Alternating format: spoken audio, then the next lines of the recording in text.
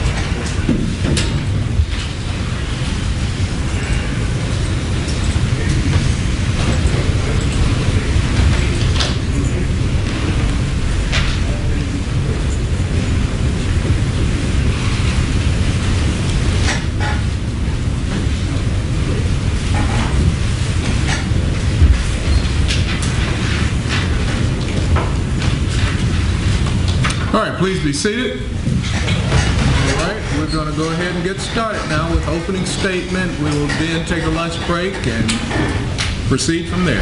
All right, John. Thank you, Honor.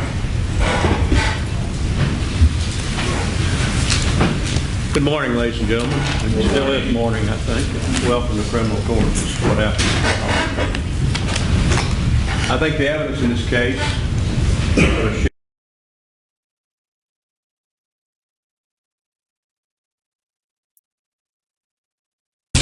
She was 21 years old.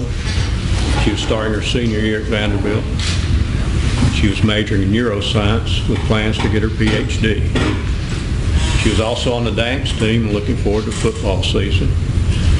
And she was dating a new person in her life, this defendant, Vandenburg, who was a junior college transfer football player who had just come to Vanderbilt's campus a few weeks before. Little did she know that that day that it had so much promise for her would turn into her worst nightmare. She had plans to meet Mr. Vandenburg that night at a local hangout for Vanderbilt students called the Tin Roof, which is close to campus. And as college students do on that Saturday night, she got together with several of her girlfriends prior to going to the Tin Roof, and she had a drink, a gin and tonic, what they call pre-gaming, I think, in college. And they all had a drink, and then they took a taxi to the Tin Roof, which they always did if they were going to drink. She gets to the Tin Roof, sees a lot of her friends there, socializes. She gets another drink, a gin and tonic. This one's in a small plastic glass that they serve there at the bar. And she has pictures taken like everybody does now with her friends and hangs out, just having a good time. She finishes that drink. She's by now found Mr. Vandenburg, and he brings her a drink, a Red Bull and vodka, and pours it in her cup. Now, there's a woman there buying free drinks for all the football players. So she continues to socialize and have that drink. And then he brings her a shot of cinnamon whiskey, very popular, I think, with students back in 2013. She takes a shot of that. He then brings her another one later, and she passes that off. She's thinking she needs to slow down and not drink anymore at that time. Continues to socialize, and then he comes back to her with a blue drink. A drink she doesn't know what's in the drink. It's a blue drink, and he says, "You got to drink this. You got to drink this. It's a California Long Island tea. You got to do this." And she takes a drink of the blue drink. After that, this morning, when she wakes up in a strange room, Brandon Vandenberg's room, which she'd never been in before. I think the evidence will show that Mr. Vandenburg left, and they went to her apartment, was close by. Once they got to the apartment, he got her in her car, and he drove her to his dorm on Vanderbilt campus, Gillette Hall. Once he got to Gillette Hall, then he had interaction with some other football players that he knew, not well, probably. One was Cory Batey. Mr. Batey had just been upstairs with a girl that he'd taken up to his room, and he'd brought her down to leave. And his friends, Banks and Jaborian McKenzie, had both gone down to get some food to bring back for them, and also to bring Mr. Batey some food. They'd been to a party earlier that night themselves. So all of them intersect right there in front of Gillette Hall. They have a conversation.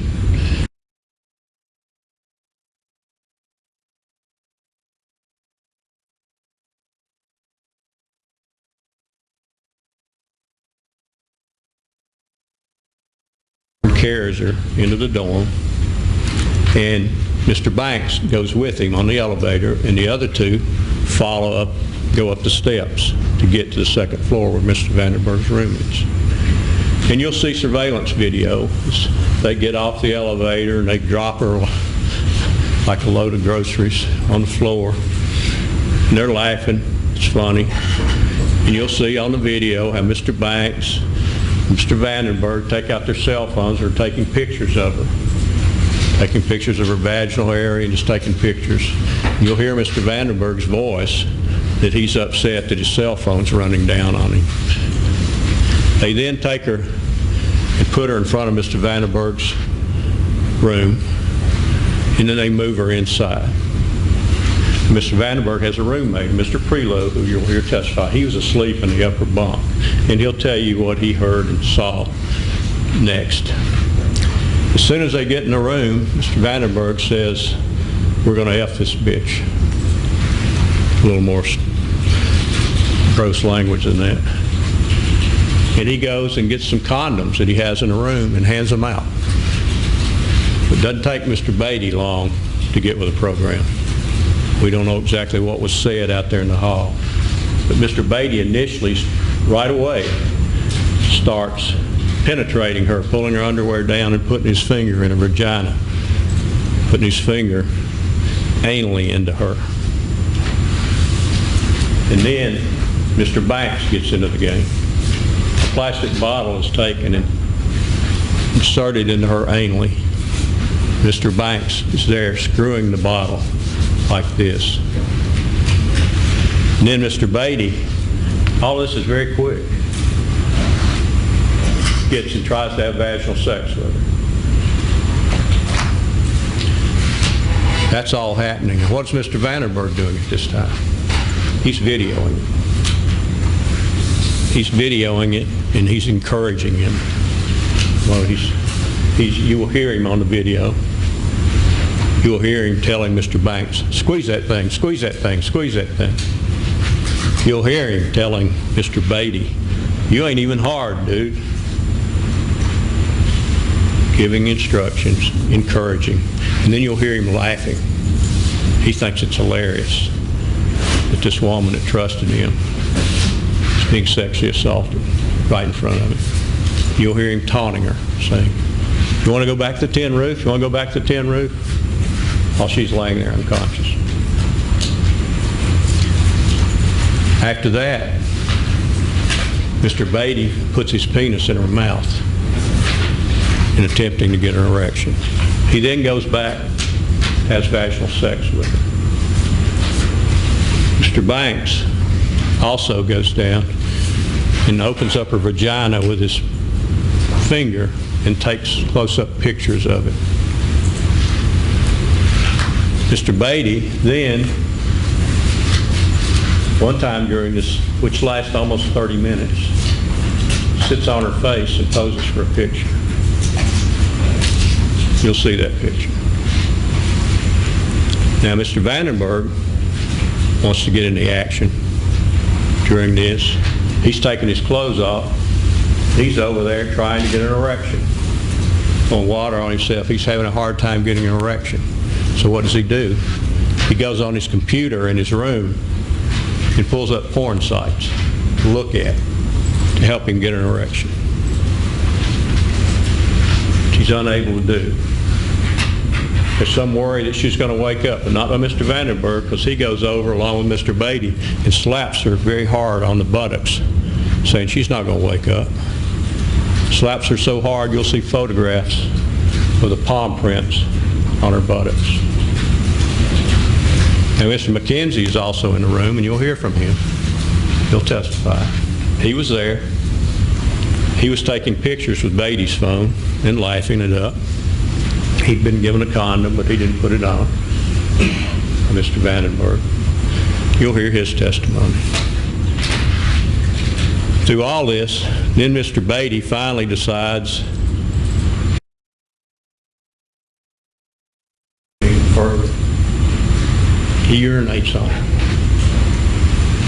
Urinates on her.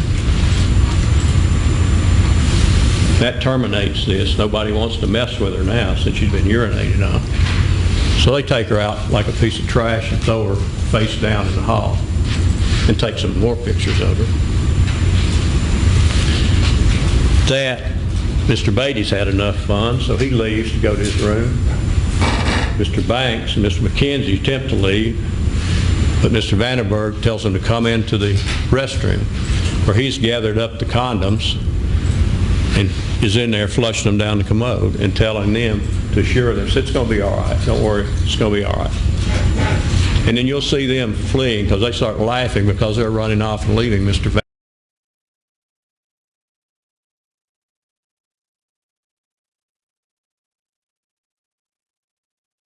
Surveillance camera doesn't exactly show. So he has covered up a surveillance camera that does show the hall with a towel, and you'll see him doing it so that he can attempt to get her out the side door without it being shown on a surveillance camera. So he doesn't know what to do now. He's there by himself. So he calls up one of his friends, Dylan Vanderwall, who was a tight end also, was in his position group, so he knew him. Doesn't get him, so he calls Chris Boyd. Chris Boyd was a senior star player on the team and kind of a team leader. So he calls Mr. Boyd. Now, during this incident, when he's recording this, he's not only recording it, he's sending it out to people. He sends 6 videos out. He's got 2 good friends in California, Mr. Quizino and Mr. Finley. He sends in the videos. And he sends Mr. Boyd one of the videos. And he sends Austin Carter Samuels, who's the quarterback, one of the videos. Now, Boyd and Mr. Carter Samuels are over in another dorm. So once he calls Mr. Boyd then gathers up some folks, Mr. Retta, and gets Dylan Vanderwall up, and they all go over to assist him. And they pick up a person named DeAndre Woods that you'll hear from, who's also on the football team, and they all go up to see what's going on. And at that time, I think Mr. Vandenburg shows one of the videos, someone in the hall. They're discussing what to do.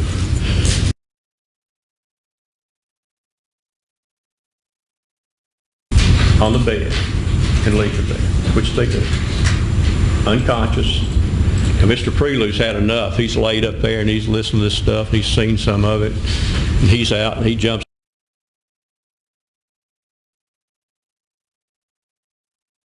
They walk back over to the other dorm so Mr. Vandenburg can spend the night with Vanderwall because he doesn't want to be in there because she threw up in the rooms. And on the way back, Mr. Vandenburg tells some people as he's talking, as he's walking back over there, that he wanted to have sex with her, but he was too high, couldn't get an erection. That 2 of the other individuals had sex with her, that a bottle was used on her, and that he got rid of the condoms. So they go back and you'll see some surveillance video. They talk and talk about what's going to happen. The next morning, Mr. Vandenburg gets up and goes to breakfast. He meets Mr. Vanderwall for breakfast. And the group is now starting to worry. Mr. Boyd's trying to do something as a team leader to maybe contain this situation of what's going on. So there's talk. You'll see some texts that went back and forth between certain parties involved in this as they attempt to cover this up and make sure they get away with it. Mr. Vandenburg has a discussion, and they decide that the best thing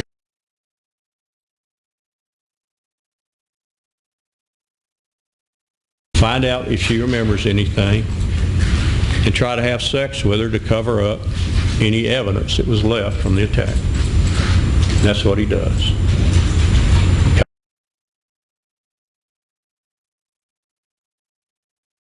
Tells her about how she got so sick and threw up on him, and he was so nice to her and how he took care of her and everything.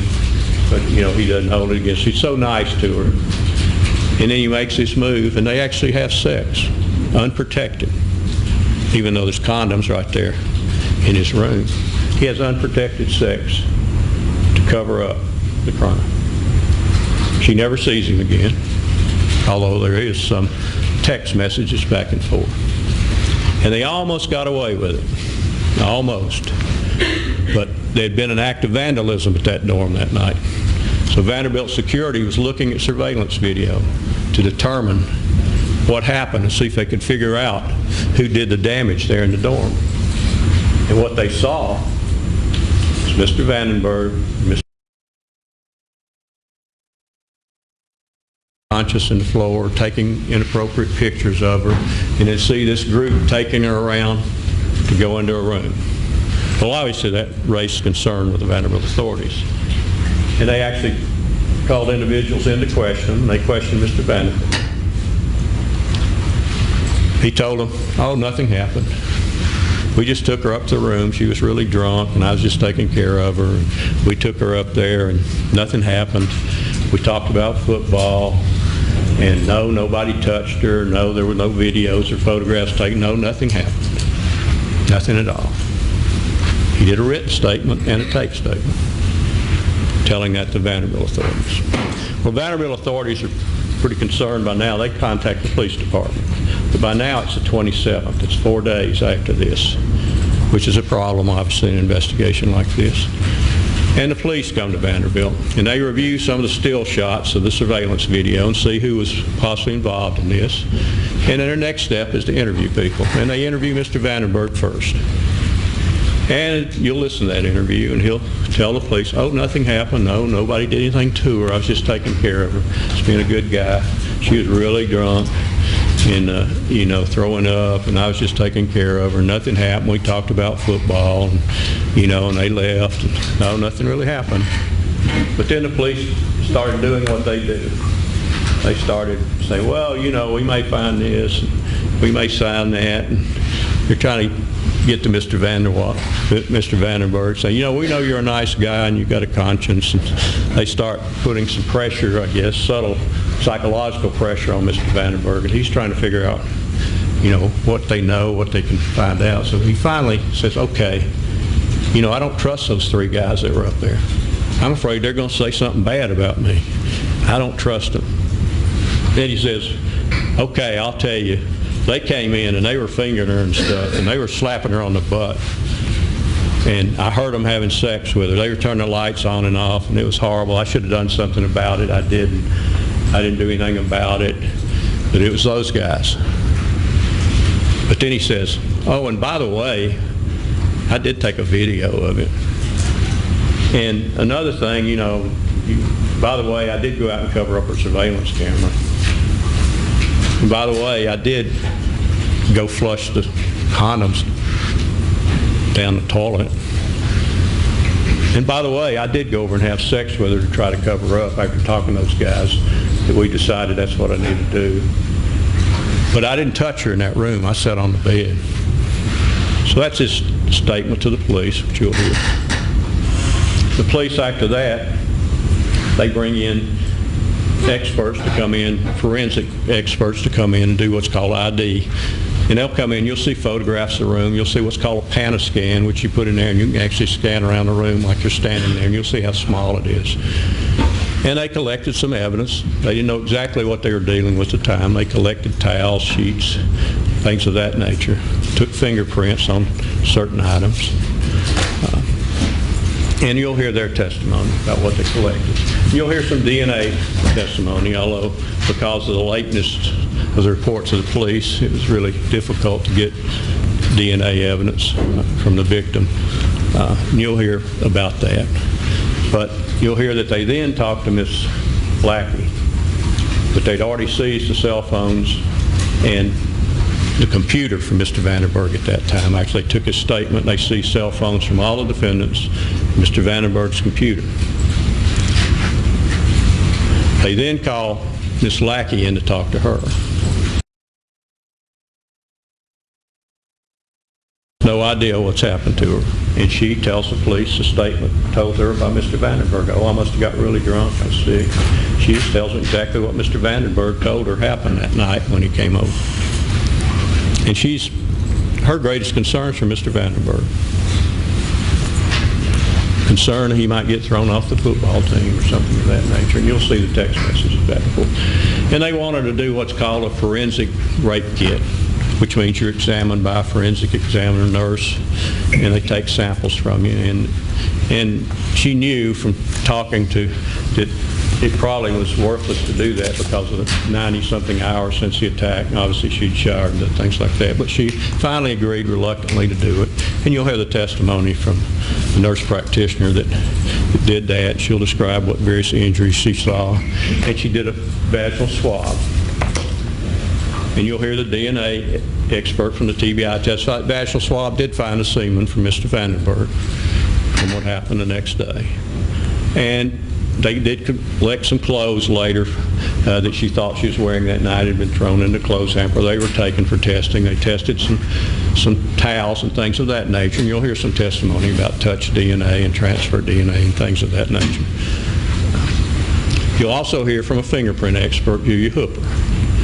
Ms. Hooper is going to tell you that she found 3 fingerprints on condoms, which I think testimony will show belonged to Mr. Vandenburg.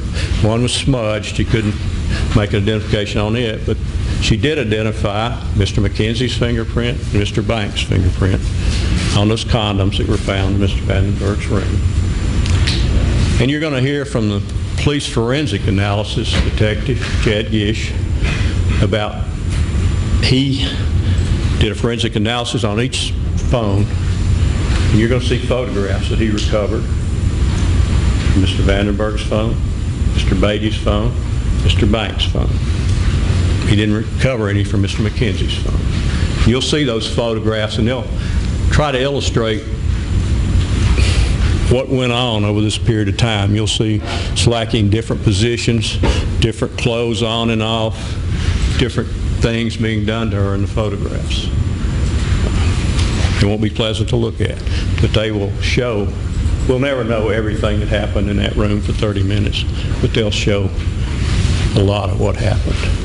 You'll also find that the analysis done on Mr. Vandenberg's computer showed that during the time frame of the attack that he was visiting various porno sites. You'll also find that he searched, prior to talking to the police, whether the police could find deleted videos. So he knew it was possible to find those when he reported to the police that he'd taken a video. And you'll find he also did a search on rape statutes in Tennessee. That was on the computer. Police then knew that he had sent these videos out to Mr. Quizno, Mr. Finley. So in July, they go out to get their phones to do an analysis on them. And when they get there, they don't have their phones. Mr. Vandenburg has been there and destroyed their phones. And also, Mr. Quizno had an iPhone which synced to his computer. Mr. Vandenburg knew that. He brought a program over to erase the hard drive and ran the program on his computer. Luckily, it didn't work totally. Police got a search warrant, got that computer. Detective Gish will tell you that he found 3 video files, very brief video files, a minute and something total of the 6 that were sent. And you'll have to watch those. And in those, you'll see aggravated rape being committed by Mr. Banks and Mr. Batey. And you'll hear this defendant, Mr. Vandenburg, as he's filming it, laughing and saying, "Squeeze that thing, squeeze that thing, squeeze that thing. You ain't even hard, dude." Taunting her. "Do you want to go back to the tin roof? Want to go back to the tin roof?" Laughing. That's the proof you'll hear from the state of Tennessee. After hearing that proof, there'll be no doubt this defendant is guilty of each count of this indictment. 5 counts of aggravated rape, 2 counts of aggravated sexual battery, and then disseminating these